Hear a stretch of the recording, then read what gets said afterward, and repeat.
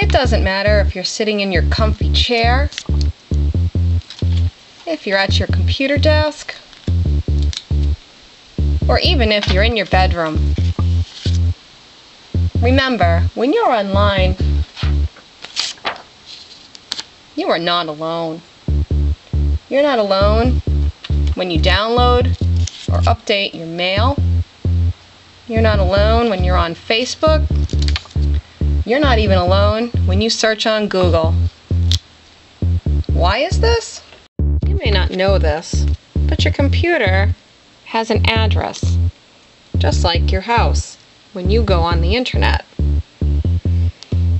But instead of being an address like this, 123 Main Street, it's an address made up of numbers. The numbers are separated by 4 periods. So in this case, we'll call it 1236843 That's a number that's been given to you by your internet service provider.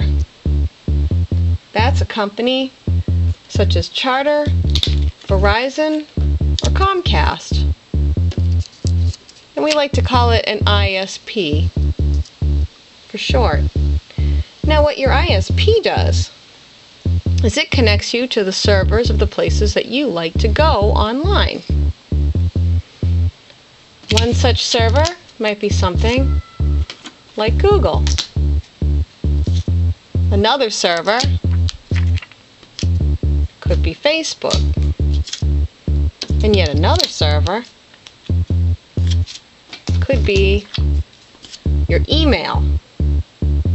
Now the information that starts as pictures and text gets transferred to zeros and ones and is transmitted across the cable line or the phone line.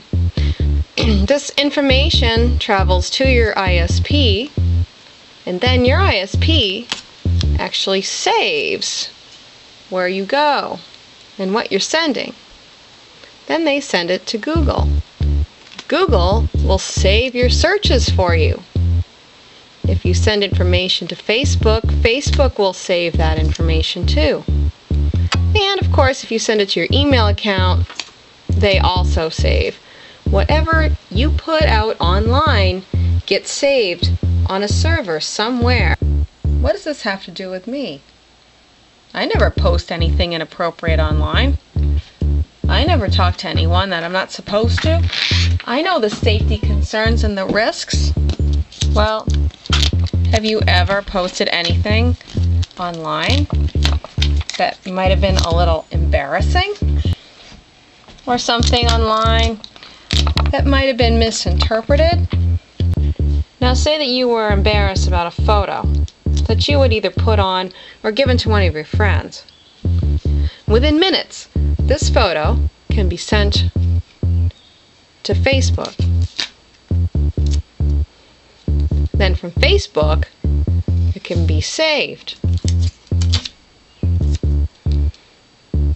on someone's computer. Then that photo can be sent to many different computers all at once. It doesn't really matter if you remove that photo. You can remove it. You can even remove it from Facebook. But it still will be saved on that computer. Everyone's been talking about this site lately. Do you know why? There are over 12 billion registered Facebook members aged 13 to 17. Share pictures and stuff with my friends. I have a lot of friends in other states, and some of them are really, really far away, so it's my only form of communication with them. Because a bunch of my friends had one. A lot of kids also have them, and you can talk to each other. When we talk about postings, we're not just talking about embarrassing photos. We're also talking about mean things. Things that people say online because They're in their comfy chair. But things that they can say can get out. You have to ask yourself this question. Have you ever teased, frightened, or embarrassed someone online? Have you impersonated someone? Have you used information found online to be cruel to someone in real life? Have you not told someone who you really were online? Have you posted or forwarded a private photo or a message to someone else? Have you created an internet poll about someone? Have you sent rude or scary things to someone, even if you were just joking? Have you used someone else's password for any other reason, without permission? Have you posted rude things or lies? Or have you voted on an internet bashing poll or joined a mean online group? The reason why we're asking these questions is because this is something called cyberbullying. Have you ever felt left out or bullied online, or know someone that has? I personally haven't, but I do know someone who has. Oh, really? What happened? It was over Form Spring. People were being not nice. How did she handle it? She kind of ignored it, and then someone printed it out and showed it to guidance, and then, it was handled through that. Kids made a fake profile and then made a group with it and thought they wouldn't get caught, that they were stupid, and they were like the only people in the group at first. So, yeah. Do you know what happened to them? I think the person who made it had to do like community service. Well, like Eric said, they created the group. Kids joined it saying they hate him, and they got in trouble for it.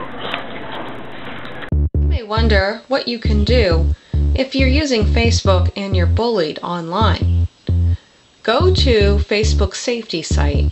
You can get there by typing in www.facebook.com/safety. There are all kinds of safety tips for teens, for parents, and for educators, and also for law enforcement. If you click on Safety for Teens, such as someone created an abusive group about me and my friend, what can I do? You can report the group. Also, another thing to keep in mind is that you should always tell your parents and your school. Massachusetts has passed a very extensive law against bullying in schools, and that includes cyberbullying. You can read it by going to Chapter 92 of the Acts of 2010 on the Massachusetts General Laws website. In it, it defines what a cyberbullying incident is, and it also explains that bullying is prohibited on school grounds or if it creates a hostile environment at school. Beyond all of the legal reasons as to why you should not perform in any kind of cyberbullying act and the trouble you might get into, you have to think about the person on the other end. Phoebe Prince was a student that committed suicide on January 14th of 2010. She was bullied in school relentlessly, and one of the ways that she was bullied was through cyberbullying. On the Stop Cyberbullying website, which is www.stopcyberbullying.org, you will find a section that's called Take 5. They recommend to put the mouse down and step away from the computer so no one will get hurt. The internet is a very powerful thing, and many times people, because they're in their comfy chair, forget that they can do things that will hurt others. What would you do to Take 5? You think about it. It may be too late later. Just remember that it's saved on a server somewhere.